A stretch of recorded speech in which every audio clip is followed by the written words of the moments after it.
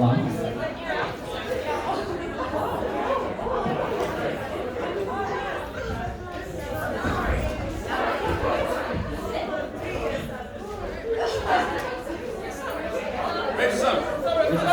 Hello. Carla? We meet again. Bring forth. Gang's all here. The accused. Yeah. What is this, a witch trial? Yeah. Kind of looks like one, actually. What? Oh, that. Oh, I know. Huh? What are we doing? All right.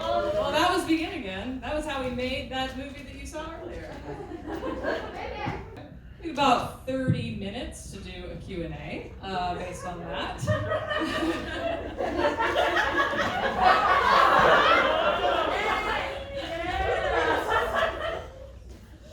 So does anybody have any questions right out the gate? What's up? Oh, I have one. Oh, cool. Or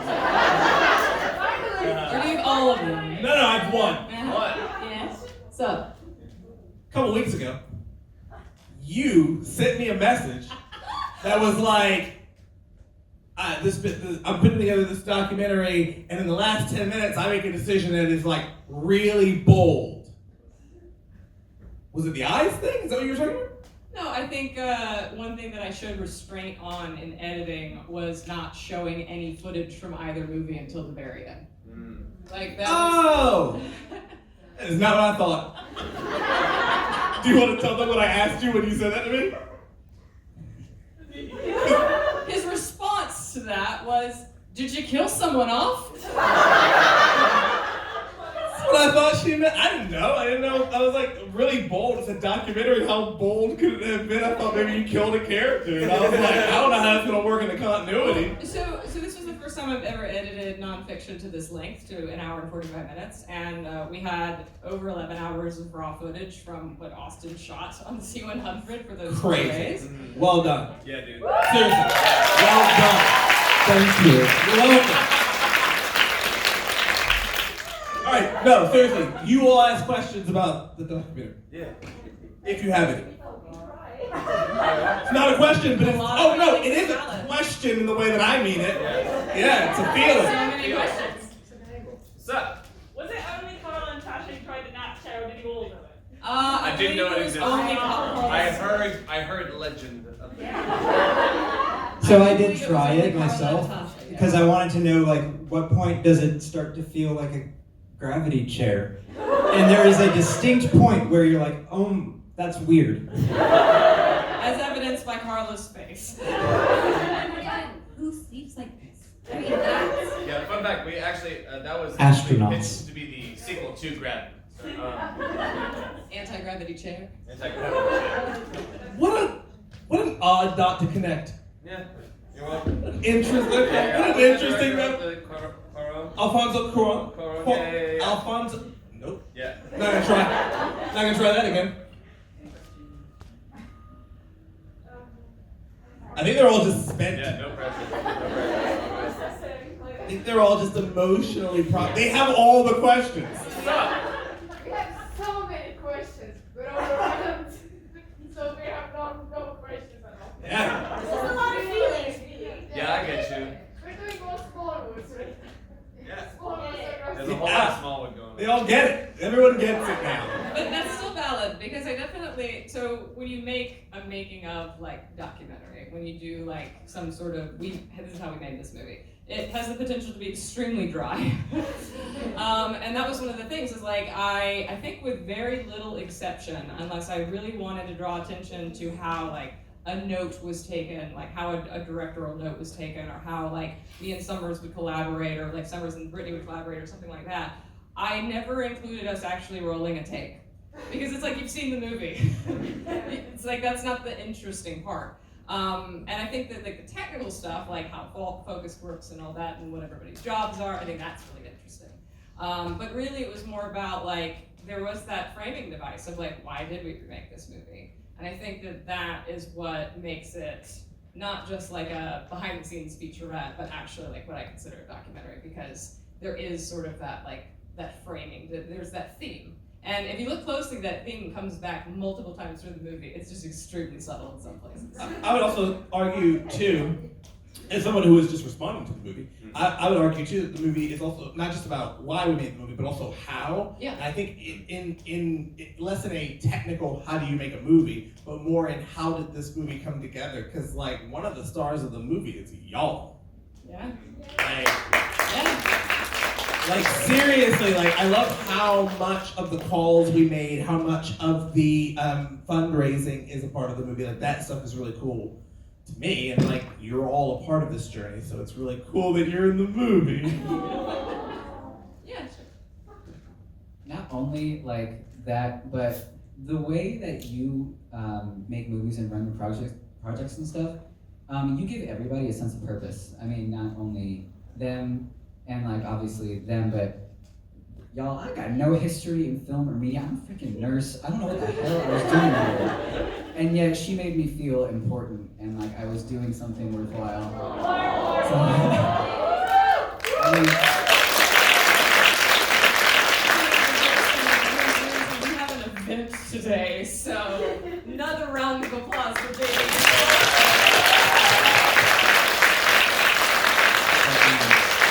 Hi, we have our luggage. We're good.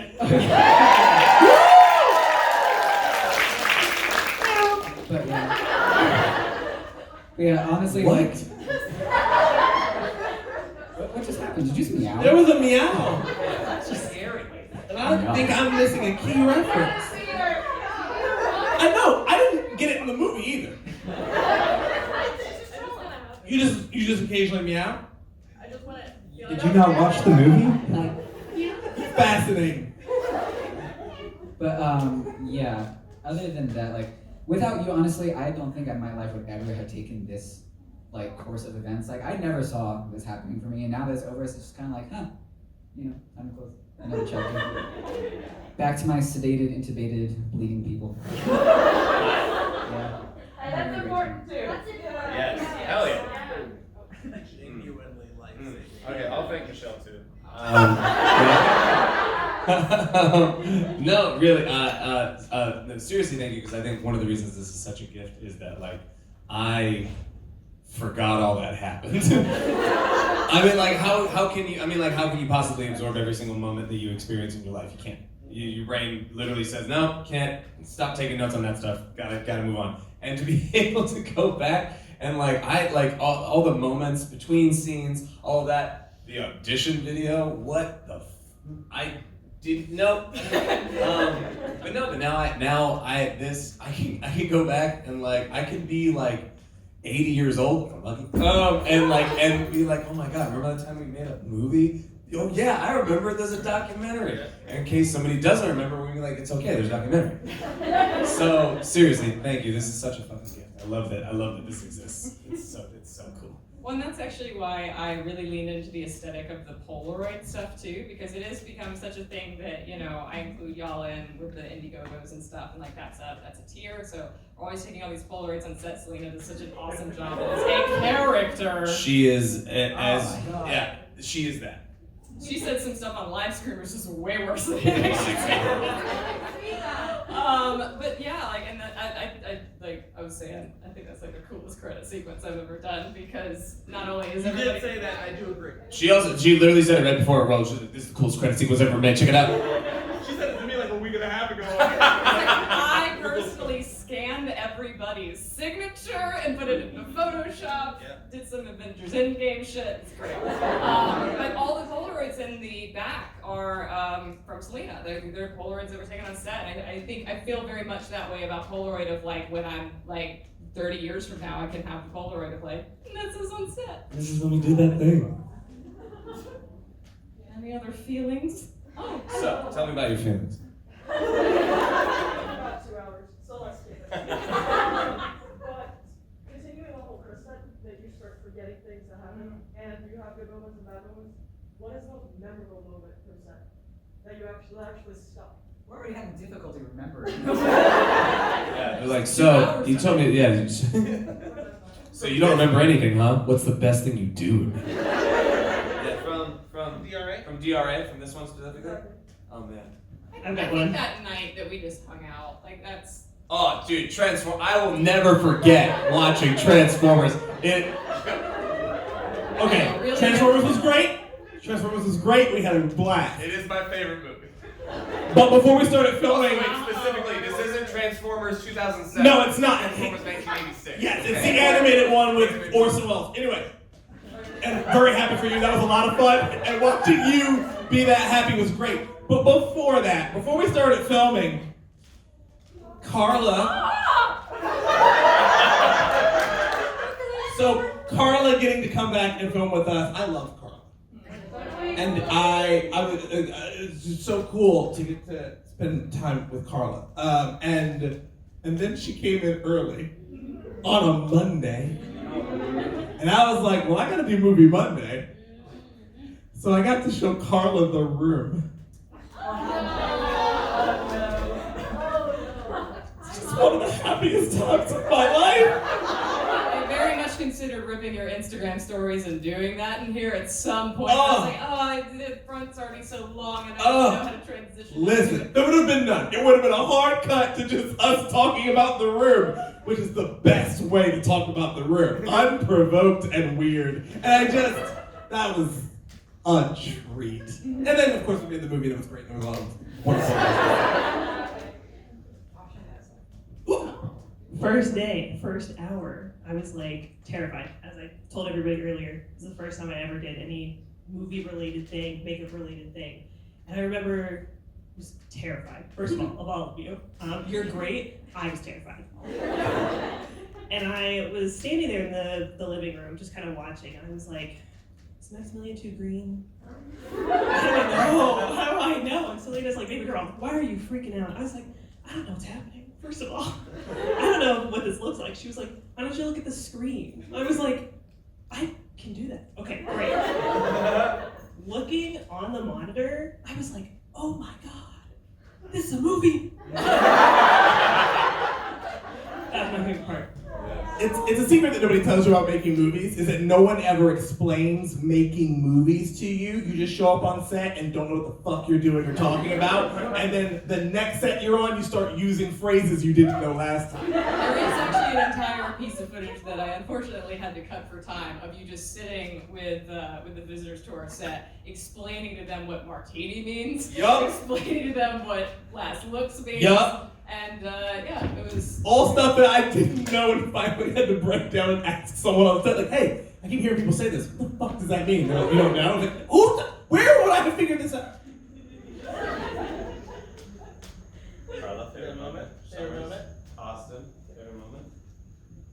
I just want to say it's really weird watching your memories from your perspective back in perfect Oh my God, I didn't even think about that. recreation. It is so weird. It is so weird having a moment where you are looking at your own memory preserved perfectly. It is so strange. From your perspective, that is weird.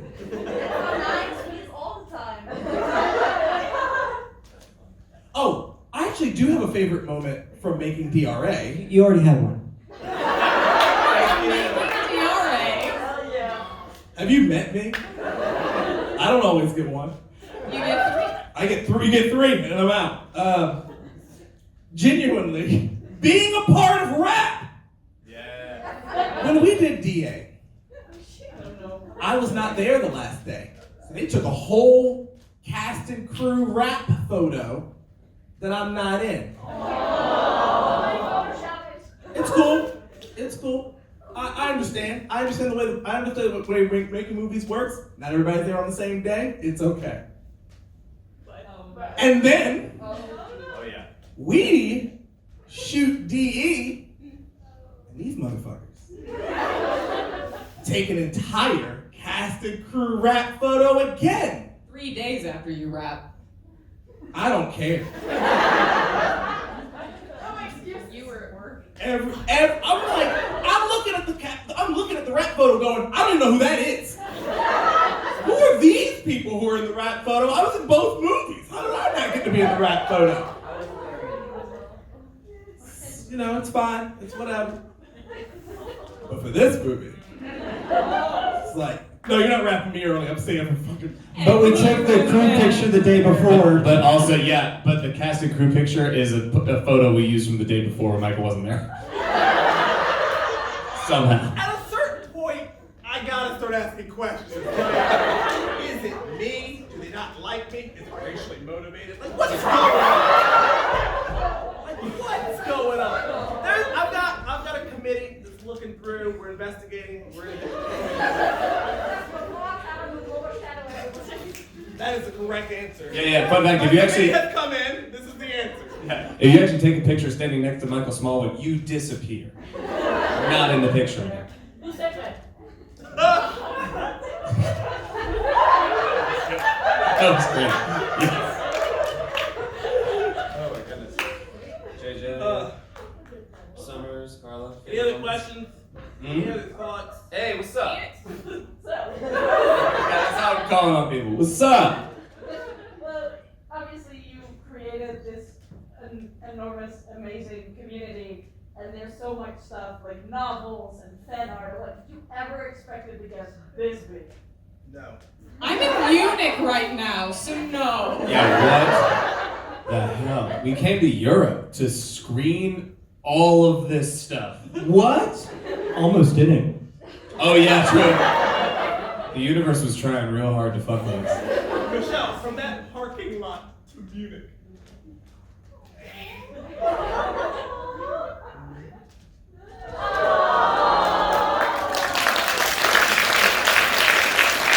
Where'd Michelle go?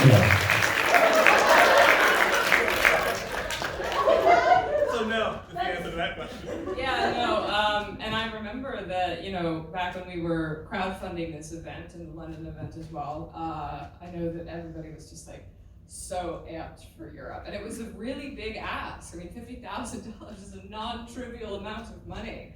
But you guys were like, we want to do it. And so no, I know that I could not fucking believe it when it was happening too. I was like, no. And like when we started it, Michelle was like, yeah, if we raise $50,000, we'll go to Europe. I was like, yeah, sure, great. Yeah, that'll be fun. Yeah, we'll just go to Europe. yeah, but I also don't make swings I can't hit. Yeah. I'll tell you, the moment that I realized, like, shit, this is big, is when I started having Google Translate conversations with Russian fans. Like, they started DMing me, and I was just like, I don't know how to respond to this. Help, Google. And the translated back messages weren't angry, so I guess it translated right. But I was just like, shit. Spazzy I mean, I do also think, I really debated on how much I really wanted to dwell on Detroit Evolution specifically in this film, because it kind of seemed like, I kind of approached it as if, no one knew who we were or what we did. I kind of wanted to give that exposition for somebody. Because actually there's a lot of people in the community, especially if they're coming in just for Reawakening or just in the past year, who don't even know that Reawakening is a remake. Or don't even know why it's being remade. I still get those YouTube comments and stuff all the time. So I really wanted to show the full arc of okay, we did this and then we did this, and to capture the joy of that day specifically, that we were all on Zoom watching Detroit Evolution, watching y'all watch Detroit Evolution. And it's really hard to capture the internet on film, which is basically what it was. What the movie doesn't capture that hit us in the balcony watching it is the fact that that movie dropped 3 weeks into the pandemic.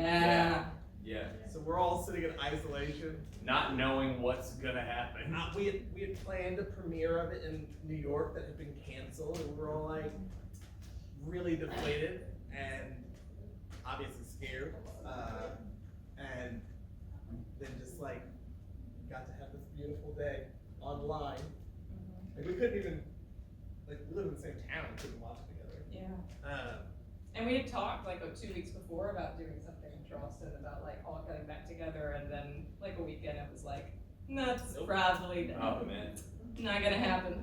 And then there was also still the question as well as well, how's this gonna resonate? I remember you were okay, we made this one. We think they wanted to see this feature. Yeah. What's gonna happen? And, yeah. And I went, Yeah. well. I'm pretty good, huh? Kind of a highlight reel of the last 3 years, really. Not just about the making of one movie, but really the making of everything. This has been I'll say like I really thought that like, oh man, it's over after we were done with DRA. I'm like, yeah. And then Michelle's like, hey, let's go to Europe. And I'm like, you're really gonna do this again? Like, cause what we were gonna it was Awakening, and then Evolution, then New York, and then that canceled, and then I lost count. I was like, I literally remember looking at my phone, going, oh, this is gonna be great, but I'm gonna be reliving. I mean, good memories, but also I was just like, man, I thought that I was like ready to, just kind of move on. Because there's a lot of strong emotions that I had, like, through these last 3-4 years of my life, like, really strong, formative emotion. Oh, yeah. I was gonna ask something about that earlier, that, like, there's obviously also a lot of negative emotions with this. How to make sure, like, not to drop into that, because there's, like, obviously two sides of nostalgia, where, like, Yeah. That's a really good question. I think that initially I was a little afraid of doing something that wasn't 100% positive, but also that you don't have an arc.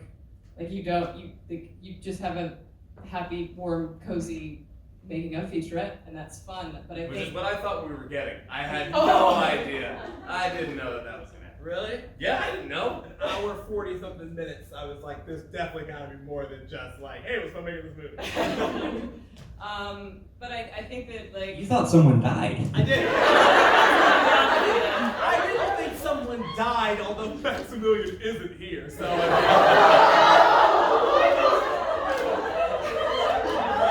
Gone but not forgotten. Yeah. Got him. We're asking whose hands were the prize.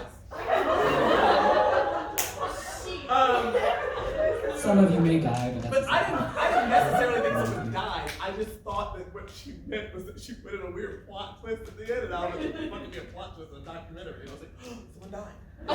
We should have put more Philip content in there, and you could have like Yes. actually killed off There Philip could at have the been, end. yeah. There could have been. But yeah, in terms of like not slipping too far into the negative, but also being honest, I just think that like honesty was kind of the best policy because this is the story, this was the truth, this was like, I also think that like particularly 3 years ago, I had to put on a very like professional face to sort of deal with that, and I've never really betrayed how absolutely fucking traumatizing it actually was for me.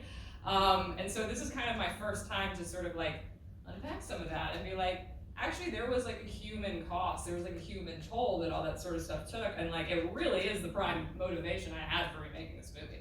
Like I said at the end, I mean, it's nice to have like continuity between actors or locations, or having a DP who actually knows what the fuck she's doing as opposed to me in the first one. Or Nines' hair, just a million different things, and it's like that's all fun, but I'm not gonna go back and remake the movie because of that. I'm gonna go remake the movie so I can take that asshole off my channel.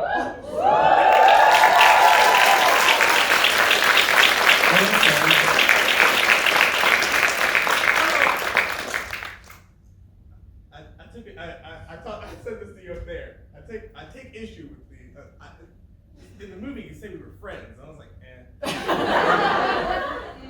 we did a movie together. I'm not gonna say we were friends. He didn't participate in the group chat much. Yeah, I'm like, friends? That's a bit harsh. It's a bit harsh. Josie? So you said about just wanted to be honest with this film.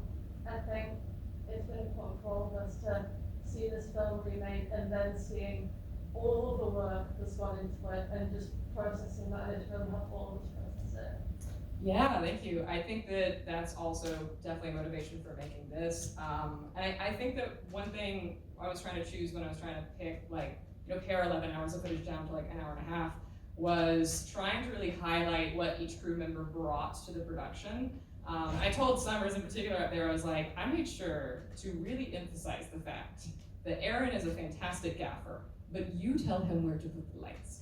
Because you are the DP, and this was your choice, this was your vision that came to life. And I think that a lot of times, especially female DPs, and now granted most of my crew is female in this, so luckily I was like, you have to give credit to women. You can't not.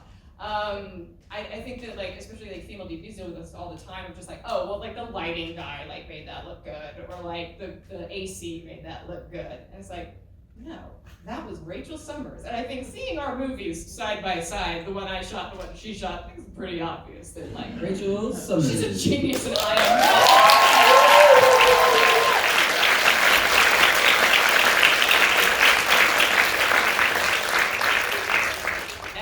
And yeah, I think like also like the physical toll that it takes, like I have trouble eating and sleeping on set and stuff like that. Like that's very common for me.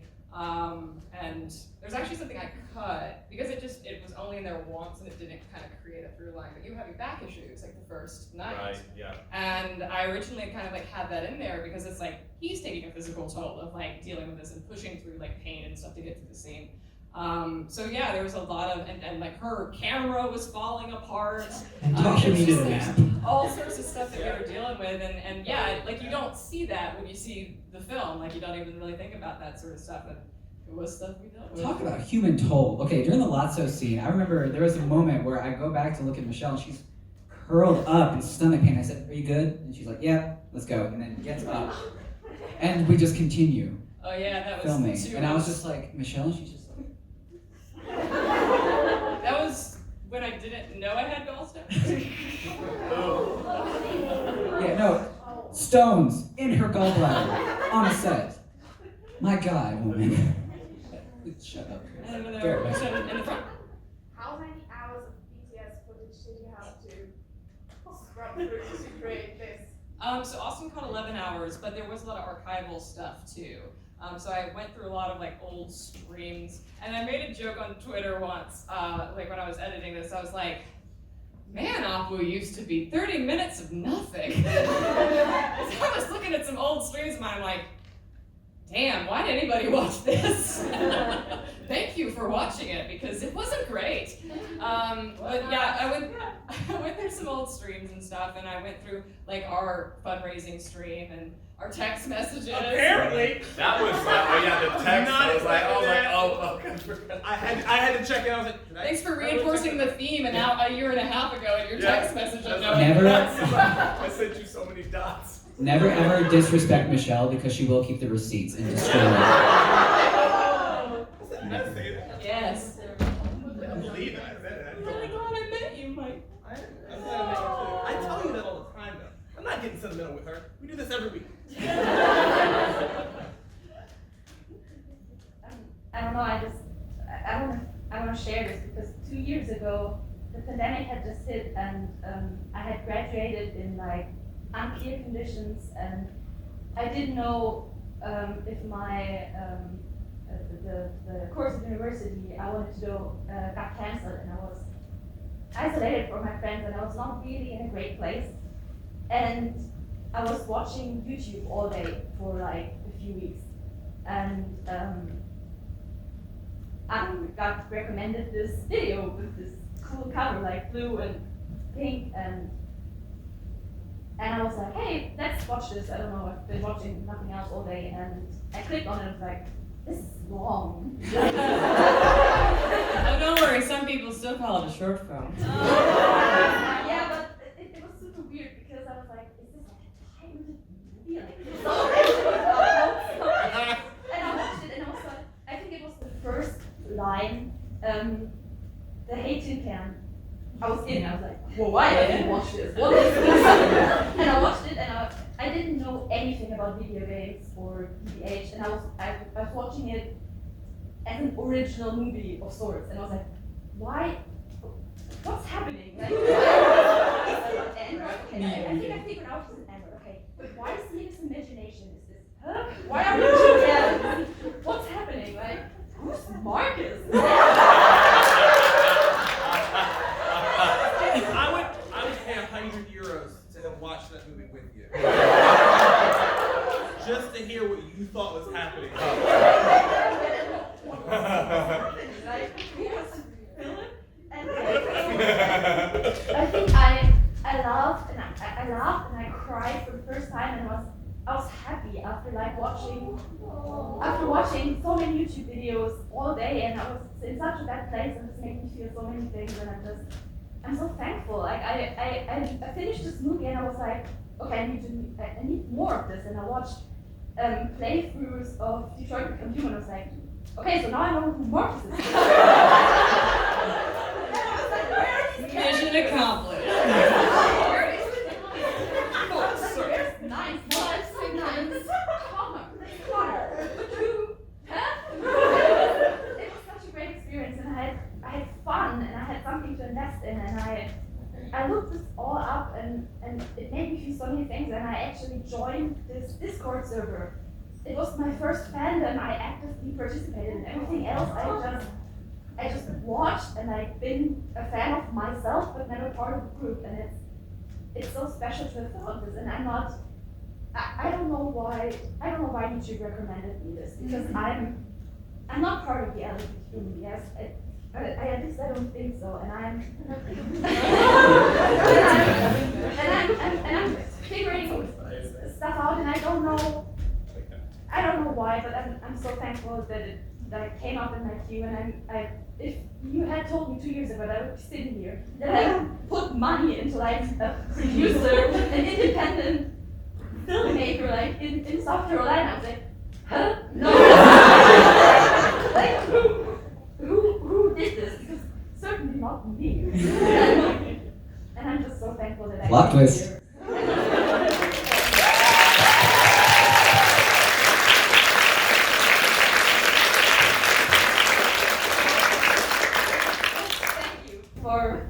For getting me through COVID and for making me feel something for the first time in a lot of weeks. Hey, And, thank you for getting us through COVID.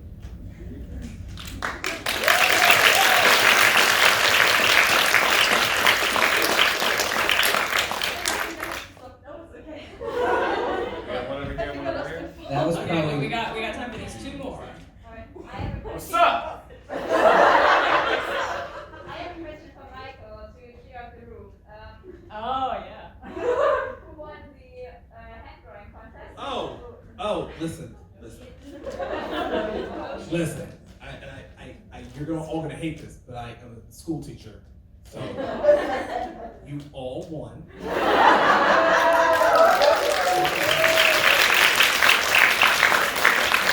You all won. I took absolute delight in all of your work. Also, holy crap, you all did that so fast. Like, I don't understand how you do it. Like, I can't do that. I know, I get it. I understand that, and I just my brain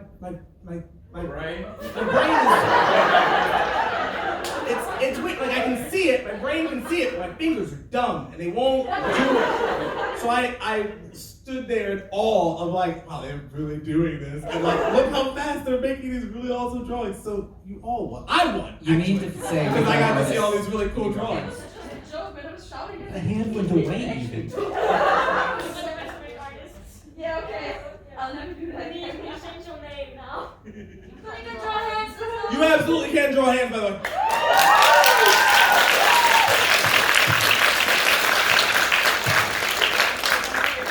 Yeah, my question is also a little less emotional, but I want to thank you for creating this movie for this shit, because I sometimes think back that these characters never interacted in canon, and I wonder kind of ask, like, how did you start shipping the two? Like, why did you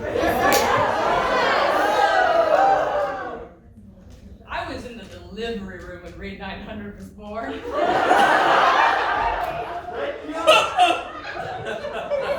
That's fair to put it. What an amazing thing to say. Yeah. So a lot of people get hung up on like, they never interacted, they never met, or whatever. And they don't know how it came about. And it's like, well, I was there. I can tell you. This is one of my favorite fan lore things, actually, because essentially, Livescream, my first feature, the one before Livescream, actually came out the same day as Detroit Become Human, world premiered at Crimson Screen Film Festival, which basically meant that I couldn't play the game until the following Monday. I was winning the jury award for my first feature. I'm sorry. Monday.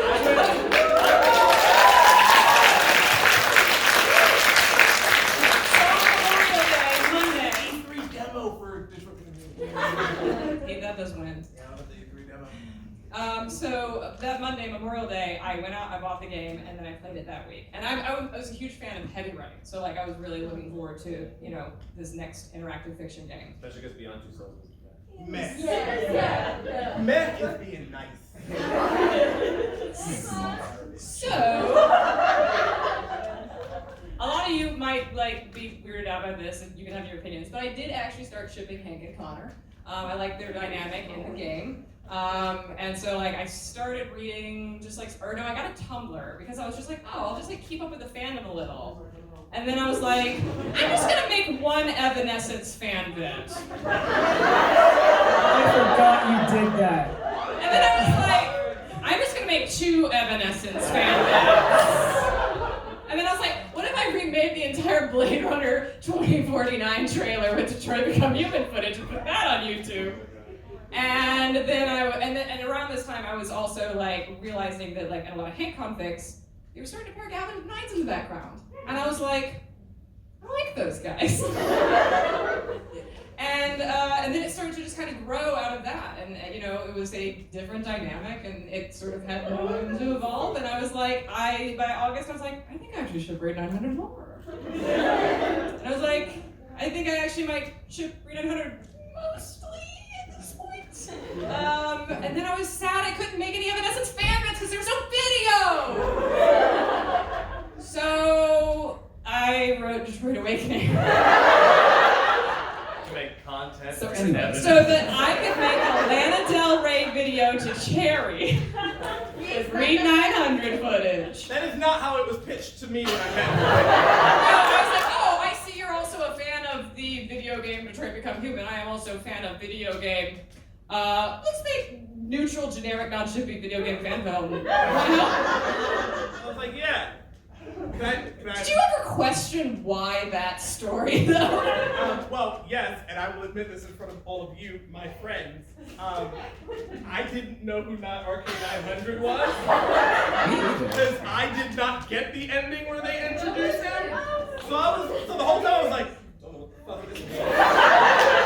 Where's Marcus? I was like, I knew Marcus wasn't in it, and I was like, okay. I mean, this is an interesting story. I get all these tropes. I just don't know what the fuck these characters are. I know who Gavin is, but I was like, oh, I don't know who RK900 is. It was we shot that whole movie before I was like, maybe I should go back and watch the ending. What the fuck? Who is RK900? I kept reading it and be like, does she mean Connor? Is this just like a legal way of saying Connor? I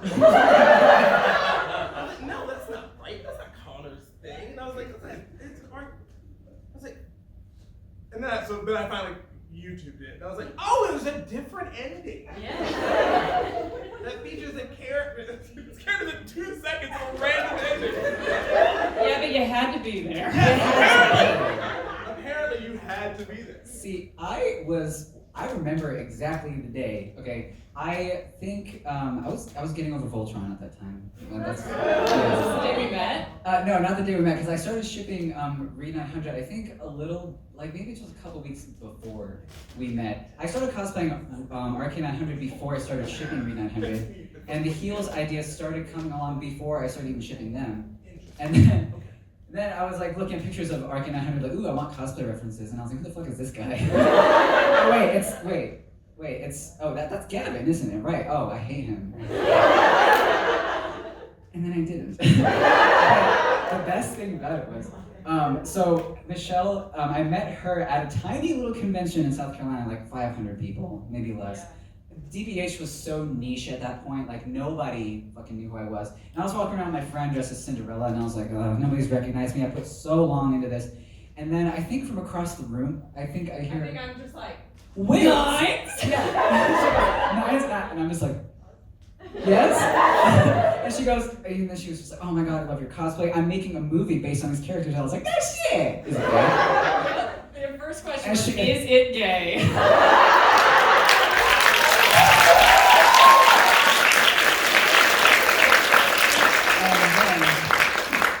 And now, here we are. But from then on, I think we were like texting each other like ideas for sure. Like, We had like a 3-hour text conversation that week. I was just like, yeah, and I was like, I didn't realize it was gonna go this fucking far, bro. It went to Munich. Yeah, but then It's 5 o'clock? It is. It's All actually right. 5 o'clock, actually. All right. Well, next up, we're going to do some Detroit Rewakening live. Oh. We have some stuff to do live. Get ready. Oh, this is gonna be great because Chris and I are exhausted and starving. Yes. Well, And did don't- not look at today's itinerary. Well, don't worry. We're going to have some of them do some of the roles. Oh! Oh! Yes! So we're going to take like a Yeah. 5-minute You get to break. get up here and we get to criticize you. Yeah! I will be on Twitter and my tweets will be scathing. We're going to take like a 5-minute break and then reconvene back here. And we'll see you then. So we're gonna go collapse. Yes.